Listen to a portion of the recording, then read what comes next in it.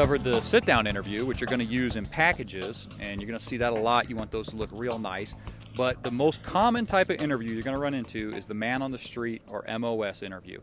And that's where you're going to have just a handheld mic, and it's going to be hardwired to your camera, or you're going to have a plug-on transmitter on there. And you're basically going out into the street and you're just doing real quick interviews. They're very efficient. You can get a lot of sound bites in a short amount of time.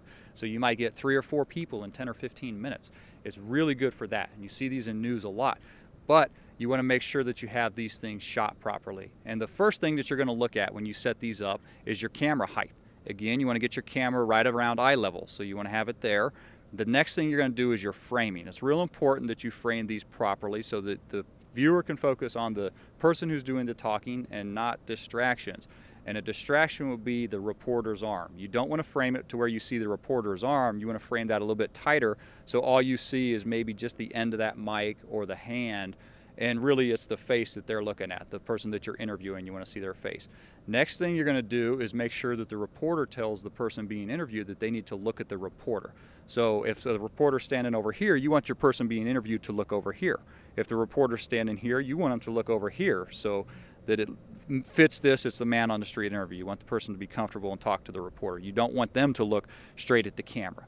If you want to do a wide shot on a man on the street interview, because let's say you want to frame in something in the background or something, it's time to get out the lav mic. You don't want to use that handheld mic for a wide shot because you're going to see so much of the reporter's arm, and that's not something that you want to use for a man on the street. You want to have that arm out of there so you just see the top of the mic. So again, if you're going to do a wide shot, go to the lav mic, and that'll depend on your time. If you don't have the time, then you simply have to reframe your shot and go from there. Another thing to look out for, and this is really important, is that you vary your interviews. So if the first person that you interview is looking this direction, who's looking to the left of the screen, the next time you go and you do an interview, you want to have that person face to the right.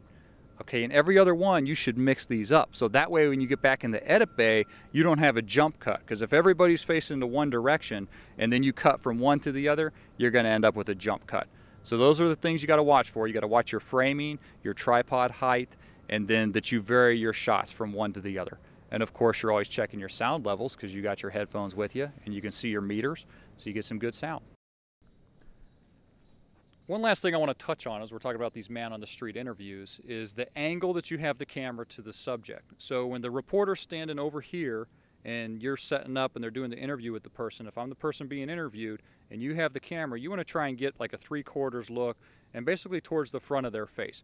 One thing you want to avoid is ending up with a profile shot. If you get a shot like this where it turns out to be a profile, that's not a very good interview shot. We want to try and get that person looking towards the camera direction. You want to keep that towards the front of their face. You want to avoid the profile shots. So hopefully these tips, things like the arm being out of the frame, framing a little bit tighter, height, and then watching those profiles, I hope those help you with your man on the street interviews.